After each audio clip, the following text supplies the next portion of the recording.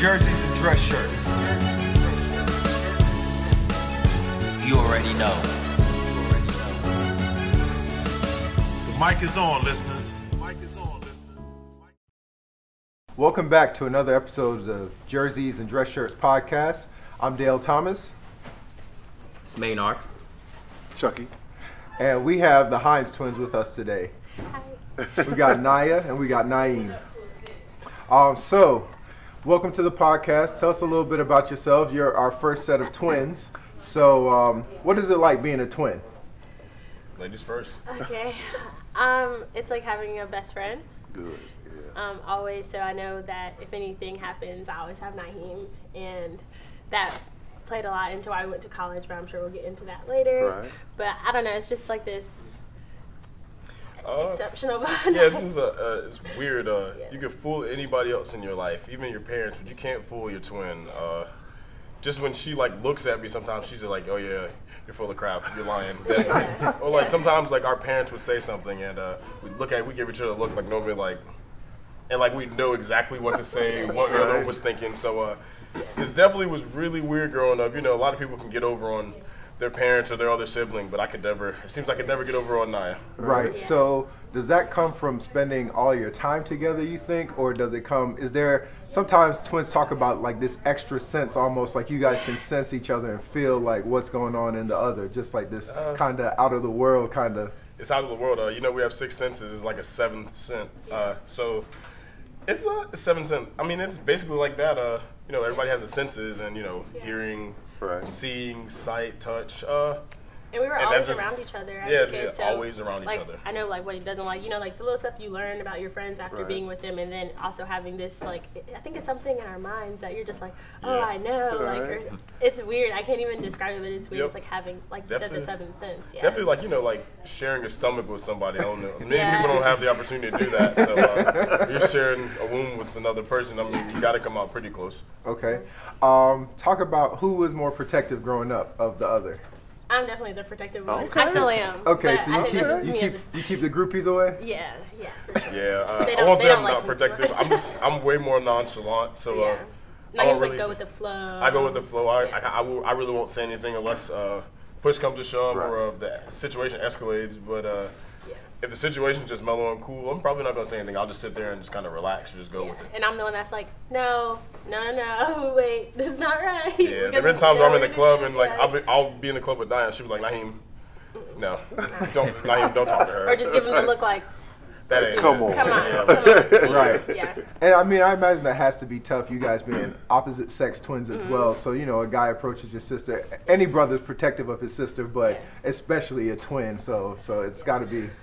Yeah, it's weird. It's like it's weird, but the best way to equate it is like kind of like a father, how he has to let his daughter go date Right, guys. right. Like I had to do that like in high school. Like actually one of my really good friends, a great guy, he dated my sister, and I mean it was kind of weird, but I mean, Right. kind of you got to let her do what she wants to do. I mean she's growing up, and if you don't let her do what she wants to do, she's gonna hate you. So it's like, Right. a lose-lose. Right, Like, do I right, want her to right. hate me, or do I swallow my pride and just be there for her if something bad happens, or if they break up, or even for the good, you know. Yeah, that was gonna be like my question was like, have you ever had a friend approach you and say, "Hey man, I want to talk to your sister," and you be like, looking at him like, "All right, you got to marry her," you know? A lot of friends, even some friends you don't know about. I have like some friends that like they're always like when they see me or, "How's your sister?" Right, They were like, "When you gonna put me on with Naya?" Like I got a lot of friends like that. I mean, it's Right. kind I of. don't know about his friends that say that. But that's kind of cool. I mean, that means Right. she must be kind of attractive. All the guys Right, like her. I mean, yeah, it's kind of that's cool. right. So it's like, you know, and I mean, they must think she's attractive, and I mean, we twins, so that means I must be cute too.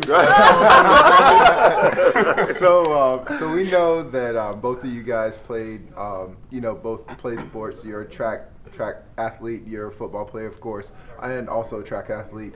What do you guys think of that thought between, is it genetics, or do you think it's the nurturing as far as what your parents kind of pushed you towards sports, or do you think it's a combination? Because so often, like with Chucky, his daughter is now playing soccer for UNC. A lot of athletes, their kids and their siblings are also excel in sports. What do you guys think?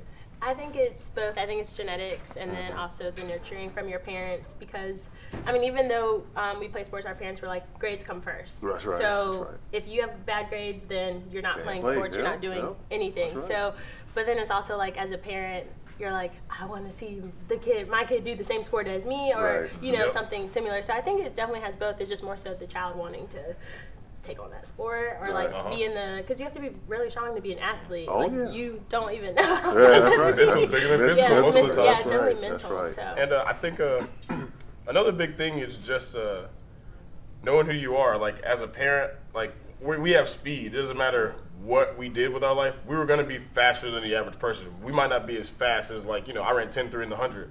I might have still ran 10.9 without that, you know, we're Right, 11 flat. So right. I was already fast. And even in college, our coach, Coach Thunder, shout out to him at NC State, by the way, but he always said, like, our job is to get you the best to your genetic ability.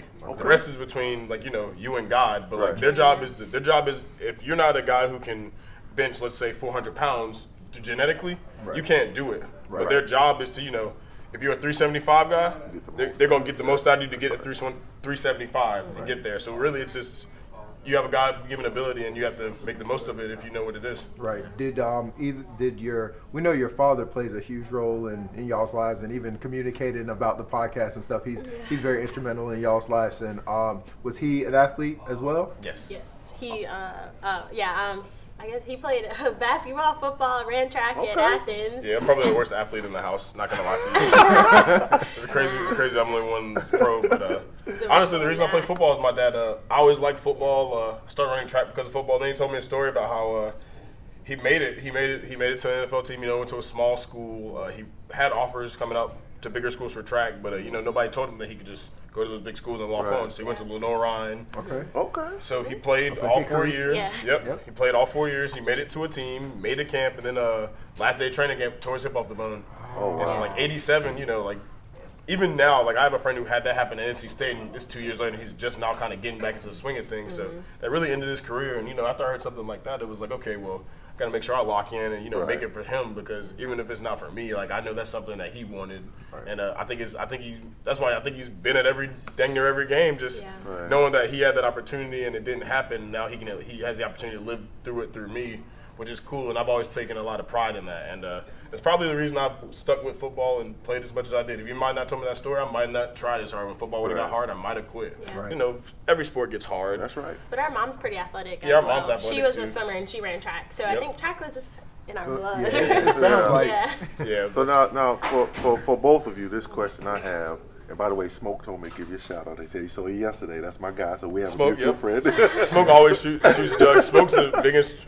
He's a big. You know, it's a community to raise people. Right, so that's right, that's Smoke right. always was there when I needed gloves. Like I'm Yep, real finicky yep. with my gloves. Like if my gloves get wet, I want some new gloves. So Right. There'd be You like gonna some be games. there. Yeah, it'd be some games. Yeah. I'd be like, Smoke, let me get some more gloves. He's like, you just got some in the first quarter, but he never asked. And That's right.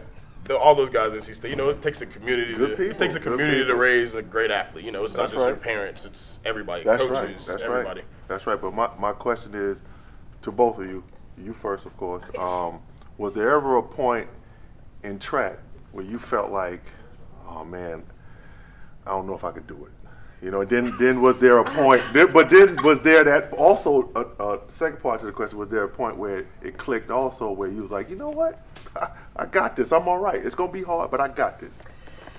Okay, so we started running track when we were around 6 or 8. Okay. And we ran USATF track and field. So it's when you're running, it's like I always knew I was fast. Right. But then when you get around other people that are fast too, you're like, okay.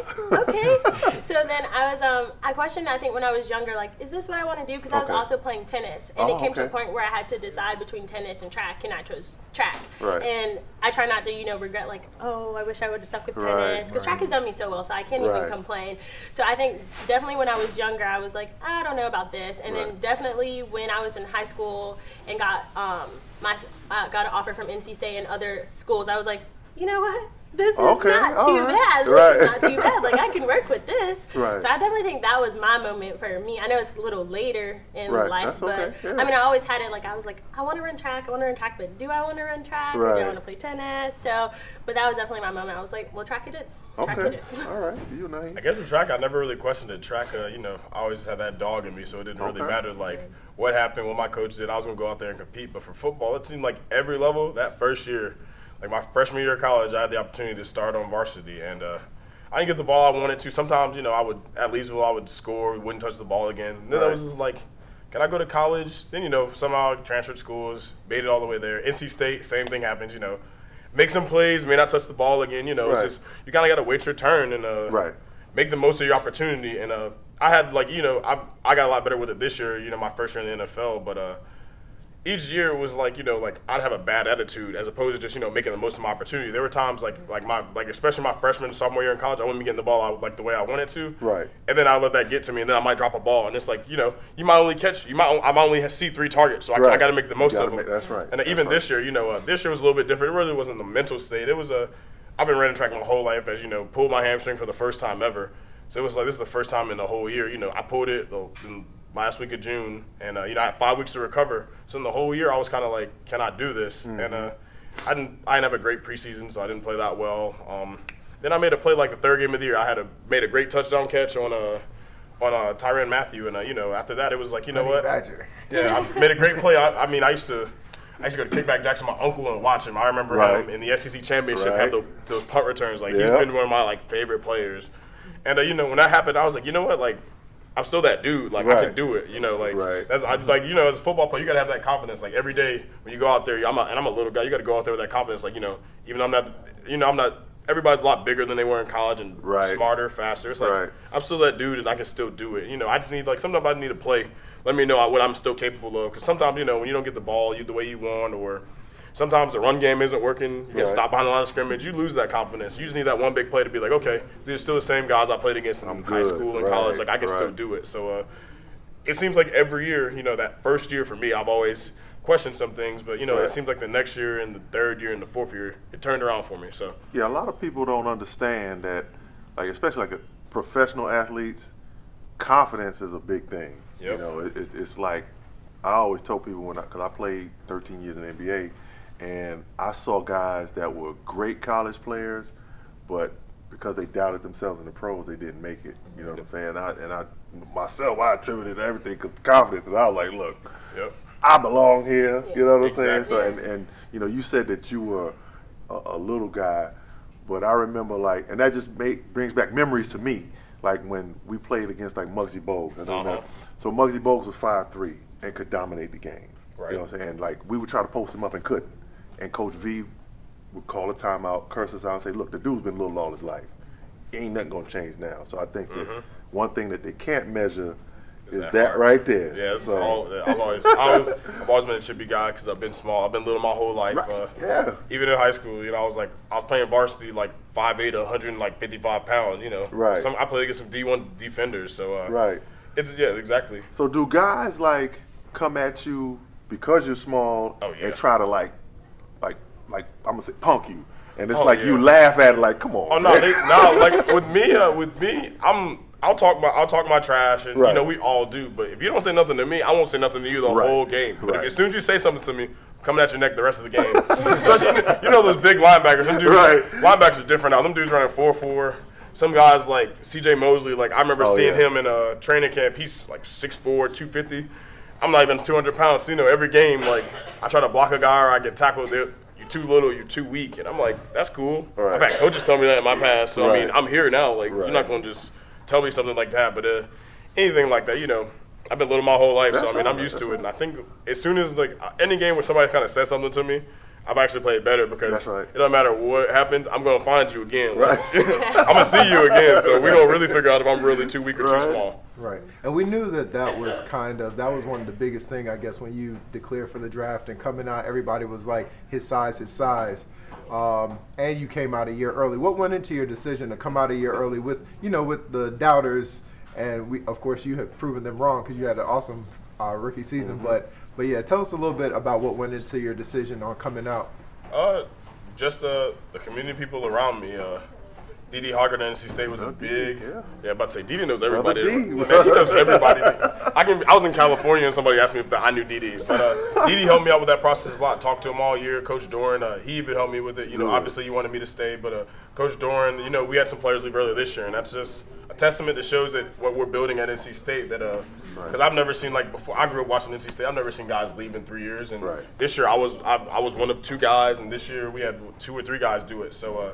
It was those guys, Coach Doran, for recruiting me and helping me get there. And then I talked to some guys in the NFL. Didi knew some guys in the NFL, and they basically told me, like, you play receiver for 2 years, you got a great year at running back, and you're an explosive returner. We think you're coming out anyway. And then there were some people, the NFL thought I was coming out, and then it was just me. I bet on myself. I knew if I went there, I'd be the fastest running back at the combine, and I was. So I kind of knew that if I just ran a good 40, I could put myself in a good position. So just kind of put it on me. Right.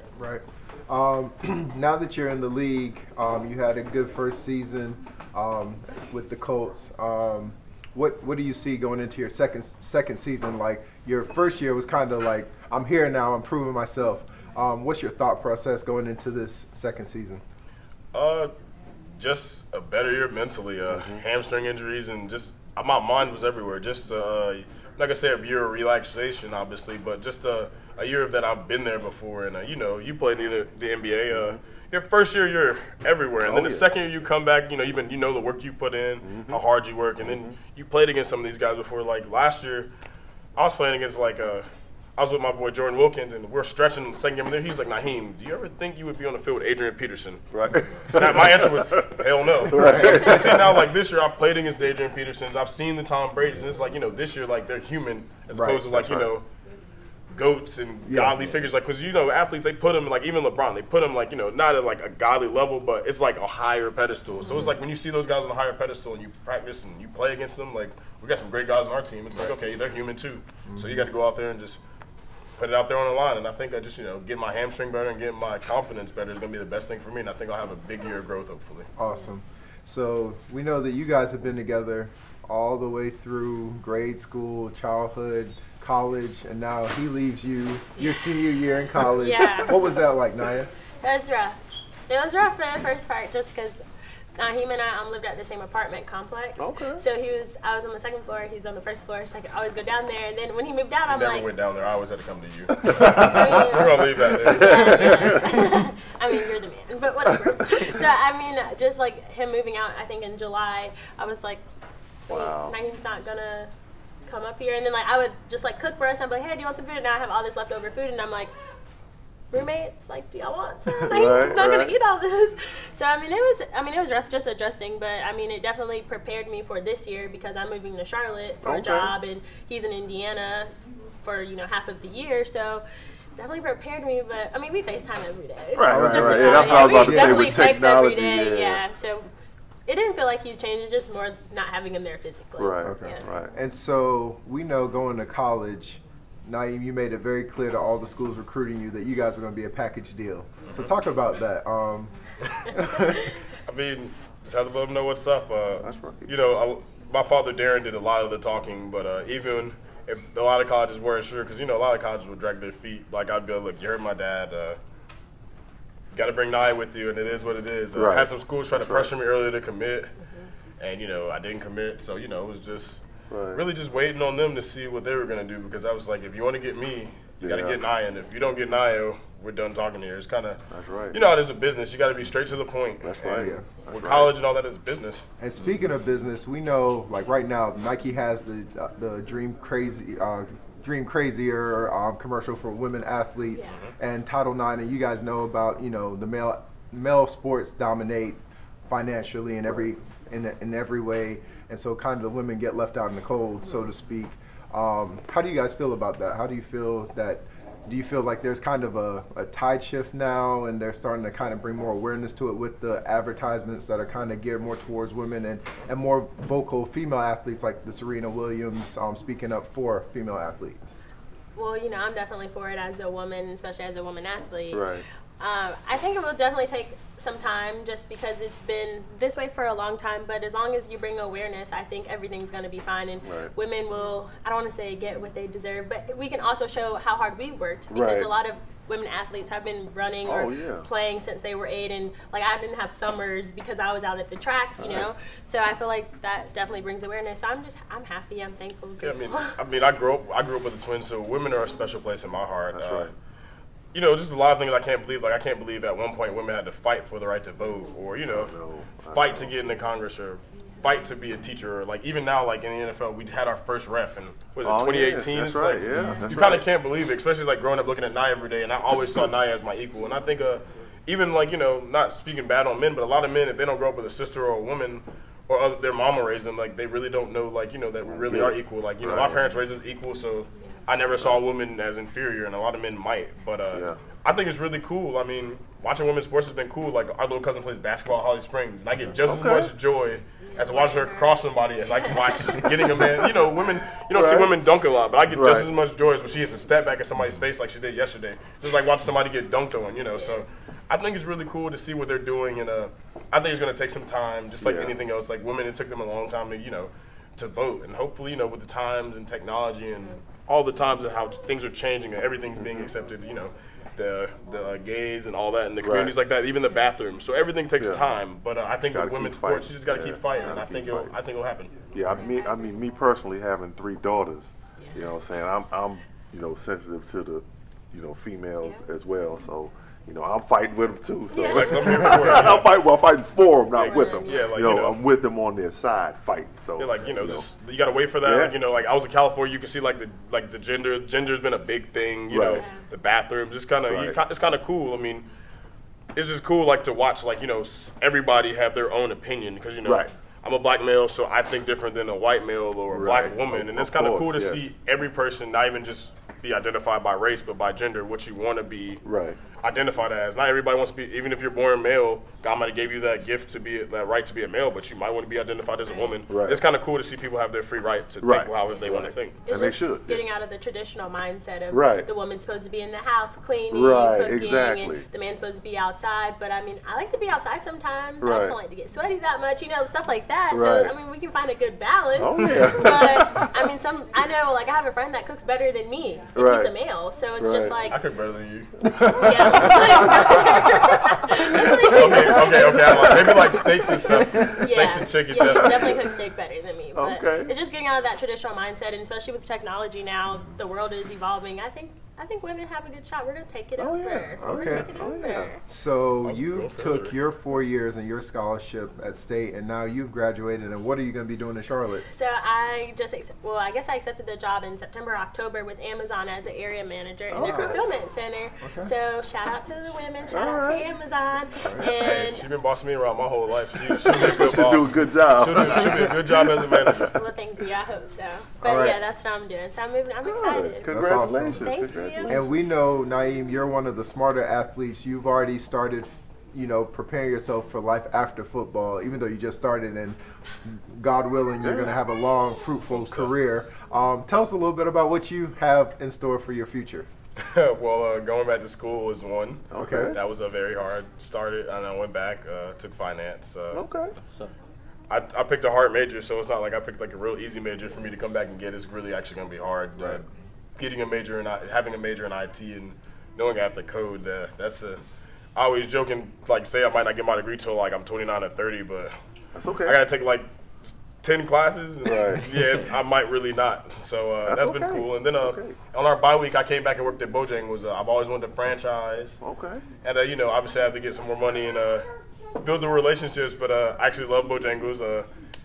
For some reason, Bojangles loves my hedgehog. So anytime I put my hedgehog on my Instagram story, they're the first people to always. I can show you my phone right now. We always talk. Anytime I'm in Charlotte, they're like, "Come by and see us." So building a relationship and networking. I love to do something. My dad always said, "That's key. You own a franchise, you probably would never go out." And at first, I went into McDonald's. Then I started eating Bojangles a lot. And Bojangles was really successful. Bojangles was founded in North Carolina. Love North Carolina. I'm from here, so they're founded in their headquarters in Charlotte. So why not go for it? And there's not a lot of black CEOs out here and a lot of black franchise owners. So I would like to be one of them. And kind of cool to chase your dreams and be different. There's a lot of guys who go out here and try to buy Lambos and Ferraris and all these things as soon as they get paid. And really just trying to save my money so I can do something different and hopefully Naya's kids and my kids and their grandkids will not have to worry about anything. And do things like that. Yeah, that's awesome to hear because it's very important. I know, like, they used to have things for us when we were playing, but a lot of guys didn't listen. You know, you getting that fast money. You got to put that money away. You know what I'm saying? And you gotta save it. And it's important to build, like, you know, Jay-Z and these guys talking about now, like generational wealth. Right. Yep. So, you know, you can, you know, once you get your Bojangles, next thing you know, she won't have to be at Amazon. She can run things. Make her be a manager or something. Yeah. So I mean, and then you have it right there with somebody that you can trust. Exactly. So, you know, and it's very important as a professional athlete that you do have to think about after, because, you know, like I know the NBA career is 3.5, you know, average. So I don't know what that's running backs 3 years. You know what I'm saying? Yeah, so just, I guess, like, you know, playing football, especially after this first year, I don't know how basketball, you play basketball, so we have a little bit of perspective with the same. And basketball, obviously, you can dunk and come down wrong. Right. But, you know, football, sometimes I get hit and I'll be like, damn. Like, Am I going to get back up? like I got hit and I got hit and I got back up and I was like, damn, that might be, like, that's a couple plays off my career right there. So, like, when I'm getting hit all the time, especially not being a big guy, and, you know, J.J. Watt hits me and falls on me, I'm like, dang, like, I really do got to make sure my money's right, because I took a couple hits this year, especially being a receiving running back and running across the middle and getting hit. That's right. Got hit one time, like the first play of the game against Dallas, I got hit, and I was like, oh yeah, that definitely took like 2 or 3 plays off my career for sure. Like, I could see my lifeline, I just saw LeBar go down a little bit. So it's really cool when you have that opportunity, but obviously I'm trying to have a 10-year career and play as long as I can, but you don't know when your body's going to say no. You know that. You played 13 years, so I love to get, I don't know if I'm going to play 13, but I'll try to get me 8 or 9 or 10. I mean, get as many as you can. You know, I see a guy like, you know, like Frank Gore, I think is just amazing that he's still going. You know what I'm saying? But you know, you take care of your body and do the things that you're doing, and then when you do step out, you can step right into something else. Because, you know, like I know a lot of guys that, you know, may be struggling now because you know, and I was just like, you know, just glad that I did what I did. So, and I commend you for doing, you know, what you're doing with the Bojangles and thinking about after, because too many times, you know, athletes live in the moment and they don't think about after, and then you got somebody right here that you can trust. You know what I'm saying? That's just I don't think I can really mess up with my dad and her in my ear. Right, and your dad, you know, I was just thinking, like you said, your dad played all those sports. I mean, like nowadays they make kids choose one so early. I don't understand that. You know what I'm saying? It's crazy. It's like in high school, like my coach, like the first school, I was like, he didn't even want me to run track, and like, you know, like you were in that generation with my father. My dad in college, they used to make him run track in the off season. Right. That's why I liked NC State. A lot of schools weren't gonna let me run track, but NC State gave me that free will and they worked with me to get to that. But it's really amazing to me. Like, even we have a cousin who's like he's about to be 15, and like all those kids are going to camps, they're doing 7-on-7 things. I'm like, Jesus Christ, like I didn't do any of that stuff. In the off season of football, I just ran track, and it's crazy to see how you pick one sport, and like that one sport may not be your option. Like, let's be real here, like I wanted to be really good at track, and I mean, I could have been, but I was better than football. You just don't know if you only play one sport your whole life. That's right. Working out of football when you're 10, how you ever gonna know if you're good at track, or you might hit a growth spurt and just be good at basketball. How you ever know? Right. All right, guys. So, Naeem, bold predictions for your Colts season this year coming up. I mean, honestly, I really don't know. I think we should be able to make it back to the playoffs, and you know, starting off 1-5 and having to win those last 9 out of 10 games. I feel like we went 10-6 this year. I'm thinking, you know, 11-5, 12-4, 13-3. We can't start off as bad as we did. We're obviously a playoff team. Nobody believed in us. But we believed in ourselves, and obviously we're gonna have a lot more hype behind us, and we got to deal with that and handle that pressure. But I think we're a playoff team, and I'm not going to predict the record, but I think we'll be back, especially with a guy like Andrew Luck being our quarterback. Right. Who in your division is going to be the biggest challenge this year? I don't know. Everybody on our team. That's a tough division. Everybody, like, everybody. Just tough division. The Texans are great. Yeah. Great team. When you play somebody 3 times, it's hard. They're going to get some pieces to get them back, and hopefully we'll keep our pieces and get some more to help us be great. They won our division, so we didn't win our division, so obviously the Texans are the team to beat. Then the Jags. I mean, they got that defense, and I'm a big fan of Jalen Ramsey. Played against him in college, love what he does. Then the Titans, we beat them to get into the playoffs. The last game of the year came down to that game. That's right. So I'm not even going to say, I guess, the team that beats the Texans, but everybody's coming after us because, you know, we beat everybody in that division, but it's going to be a crazy division. Okay. What do you guys have as far as plans go for the off season? So the two of you, now you guys have some time to spend together. What you guys got in store? We're Miami. going to Miami. Going to Miami Nice tonight. vacation, nice chill vacation. Yeah. Okay, so we were talking off camera, and it sounds like you guys are foodies. So you guys looking forward to some of the food in Miami? Yeah. We're not going back to Nobu. We're not going back to Nobu. Love Nobu, but I need a bigger portion. Right. Excited to see some seafood. We talked about some great places. Yeah, shrimp and grits. Yeah. Yeah. David, my friend David was telling me about Collins, so I got to see what that is. I went to Atlanta. I really didn't even know what Phipps was until I was there, but I heard rappers talk about it the whole time. So Right. I'll definitely go to Collins. We'll be on a yacht. I get, ride some jet skis. I'm just gonna enjoy the weather. Being in Indy, you don't get to enjoy weather all the time like that until Right. it's April or June. So I'm gonna enjoy it. Favorite place to eat so far when you've been on the road? Ooh, that's hard. Fast food or sit down? Both. Bojangles. So Good sad. shout out. Good shout out to Bojangles. Love you guys. Yeah, I'll go with Bojangles. Shout out to Bojangles. Yeah. Yeah, Chick-fil-A. Love Chick-fil-A. Get Yeah, breakfast Chick-fil-A, there almost every morning Popeyes, in Indy. yeah. And then I guess when I'm in Raleigh, I went to Braza yesterday. I grew up going to Yeah, Braza. really good. Brazilian Kaze. Steakhouse. Yes, Yep. Kaze is Kaze and Garner. Garner's version of Conky. And then, I've been a real big fan of like the Cary Crab Houses, Raleigh Crab House, and I live by like Cajun Crab House. So big seafood people. Yes. Yes. Definitely makes you. Nice. Like we do every episode, we're gonna have you guys pick out 2 shoes that you guys feel like is special to you guys. We got them right here in the bag, so we'll start with you first. Okay. You want to kind of speak on the sneakers you picked out? Ooh, those are cool right there. I chose the Jordan Futures. I'm not really a big sneakerhead person. Okay. But I don't know why. When I was in like high school, I really wanted the gray pair. Okay. And I just thought they were super cute. I don't know. they I'm really not a are. They are. sneakerhead, Those but are I really cool like right the gray there. ones. So I didn't end up getting them because I was like, I don't think I'm gonna wear them that much. I'd rather wear Uggs that are $200. Okay.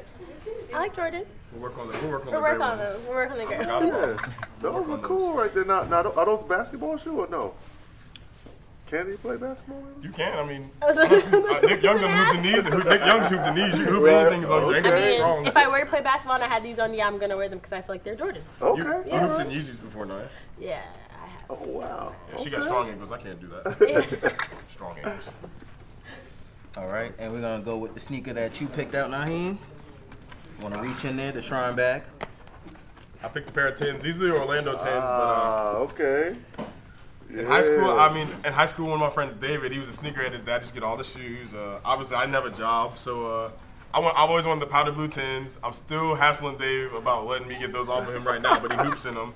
So I want the powder blue 10s. I remember, I used to have to work to get some money, obviously, because I didn't have a job. I played sport. So I remember I used to be in Facebook groups, and I literally almost drove to Charlotte to get a pair of dead stock 10s. I saved up all my money. And then my dad was like, yeah, well, I mean, what happened really was, he was like, why would you drive that far for shoes if you do what you want? If you do what you're supposed to in life, you can buy 10 of them if you want. And then I really came to the conclusion that I only had like $210 saved up. And I didn't have enough gas to get back. So, yeah, I would have been stuck. So You'd have been fresh. Yeah, I mean, on the side of the road. I was in a lot of Facebook sneakerhead groups, and I've always been a sneakerhead kind of, but I'm sponsored with Adidas now, so Okay. I get to satisfy my sneakerhead addiction for free. That's right. Like That's my father right. Darren did tell me if I did things life and That's right. right. That's Wouldn't have to right. worry about anything, so I don't have to pay for shoes now. So That's it's a right. blessing. But Very true. Dave, you're right here, Dave. So if you want them powder blue 10s off your hands, I still got you, dude. He actually let me get his Columbia 11s and his Hair 7s. He actually made my whole off season. Okay. I always wanted those. Those are probably the 3 pair of sneakers I got. So I've always wanted, so I had those. All right. What's up? Well, thank you, Naya and Naeem, Yes, again for thank coming you. through, hanging out with us on the podcast. Listeners, viewers, I mean, honestly, off camera, these two, very down to earth, very humble. We've had great conversations. We'd love to have you guys back at some point. We're going to check you out, make sure your career is going in the path that it's, been going in, and we expect nothing but greatness from you and you as Yep. well, Naya, and your career coming up in Charlotte. So, With you're- Amazon. So I'm going to make sure when I order it's from Amazon now because of you. Yes. Thank you. If your prom not working, I'll give you the direct contact. We're gonna get right to the source. Oh, okay. All right. I will sort it out. But again, this is Jerseys and Dress Shirts. Thank you for listening and viewing. Join us next time. Peace. Yeah, go Pack. Go Go Garner. Pack.